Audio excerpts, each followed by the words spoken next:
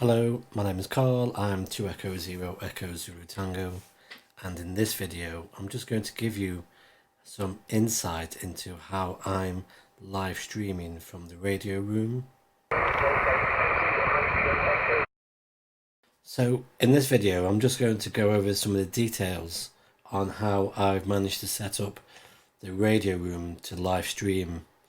So I'm going to run through some of the different parts of the equipment that I've brought into the radio room to get on the air.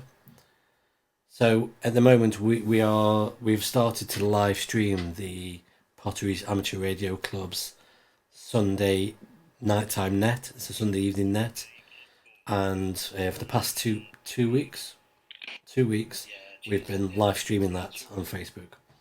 The first time I did it, it sounded like a train wreck. So bit by bit I've been trying to look at how I can improve the live stream. So we're getting there, or I'm getting there. So I'm just going to go over some of the things that I'm using. So at the moment we're using the FTDX 1200 for HF and 6 meters. I've got the ICOM IC 820H as well, and that gives me 2 meters and 70 sems multi-mode. I've got the Kenwood THD74, which gives us D star. I've also got a 4 meter radio, FM radio, that's not currently plugged into the audio stream at the moment. So to get all of these radios working and mixed together, I'm using a Behringer XR 12. I think it's XR 12. So basically it's an outboard unit, but that uses a virtual mixer.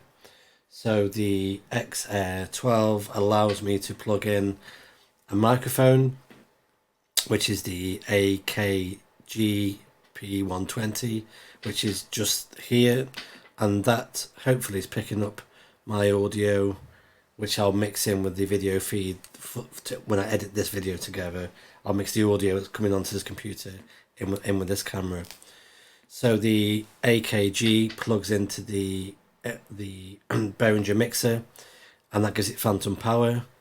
And then the audio from each of the radios is also patched in from the back of the radio into the mixer, and that allows me in the mixer itself, which is a virtual mixer which I run on a computer over here, and I'll show that screenshot of that. Basically, that allows me then to process all of the compression and the noise gate, all those bits that I need. They are now actually running inside the Behringer unit rather than through the live stream. So before I was using OBS and using some of the plugins in there, but I found that I was using so many plugins to give me noise gating and compression and EQ that actually I was adding more and more processor requirements.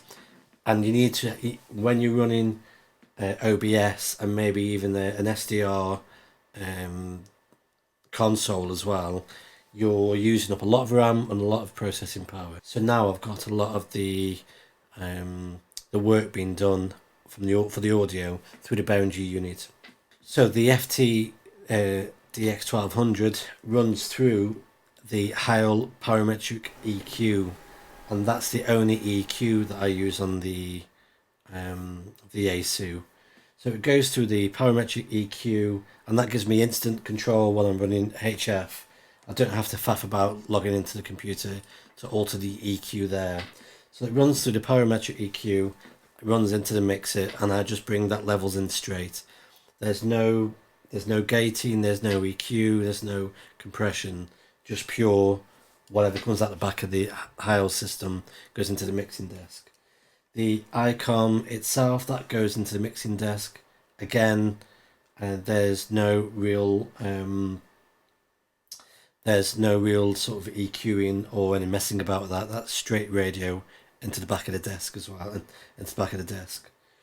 But what I do use is on the microphone, I use the microphone to duck down the radios, so that if they're static playing but I still want to talk, I've got it so that actually when my audio through this microphone reaches a certain level, it ducks down both radios, so I can sort of talk over it. So that's something I've been using this past week, is to try and get those levels right. So that's the microphone and the two radios, and the D-Star itself. I have there's like an adapter here that adapts the output of the D-Star radio into I think it's a 3/8 connector, and that runs into the mixer as well. And I didn't do any EQ on that, so there isn't really much in the way of EQ apart from the microphone. The microphone has compression, EQ, and noise gate on that as well, and then that also acts to sort of sidechain or to duck down some of the radios. So the audio out of the mixer, I feed one output goes into the open broadcast studio, and another feed I take out for the speaker for monitoring as well.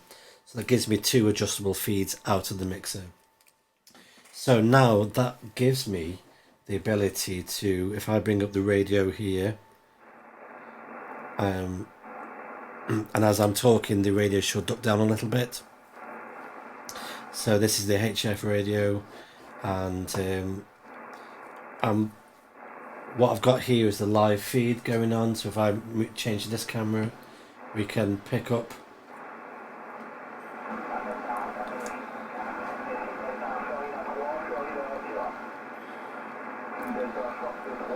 So this is the FT-DX1200. That's the audio from the radio itself, not from the SDR console. And that's coming through the parametric EQ. If I turn down the radio but turn up the console,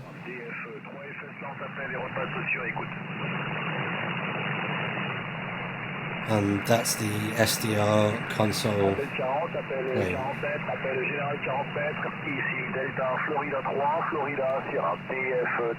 Okay, if I mute that, if I put the radio on at the ICOM radio, so now if I just turn that around a little bit, we can actually get onto the ICOM, get some skip going, and as I talk on the microphone, brings the radio down as well, so it allows me to, there we go, put the squelch up, it allows me to talk while we just got a lot of background noise.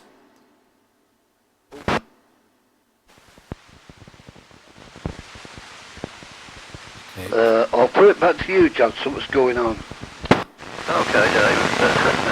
So what's going on? I don't want to be involved in it.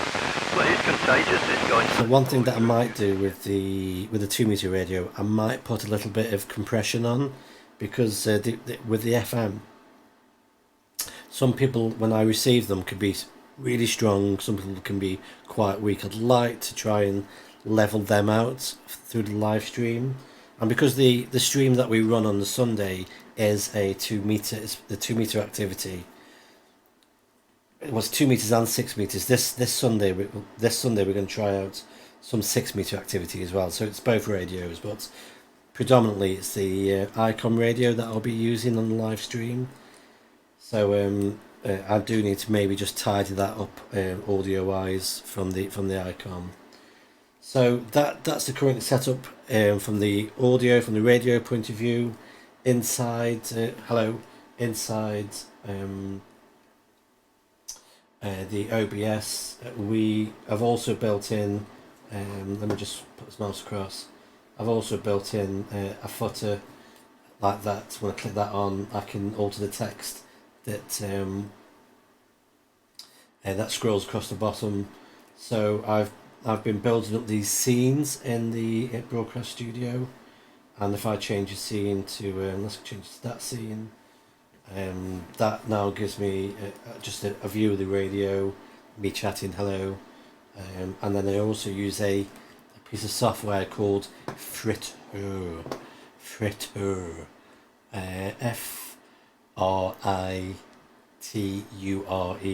lovely bit of software for monitoring the audio.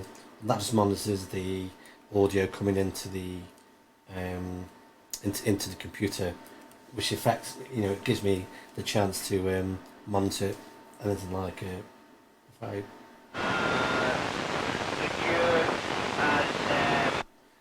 I can monitor all that. So I've got a number of scenes that I can switch between. So I've got, let's change that one, and I can also change to there. So I've built in a number of scenes in the broadcast studio. So that is the current live stream setup here. At the moment it's only for the Facebook page, the Potteries Amateur Radio Club, but I may start doing some live streaming on YouTube. I just need to find a slot in the week where I can be quite regular with that slot rather than being sort of at random. So I just need to try and find a perfect place for doing the 2E0EZT live streams. But for the moment it's part of the Amateur Radio Club, but who knows, hopefully I'll do more of that kind of stuff. So that was just an introduction into how I've set up live streaming from the radio room. So I hope that was useful.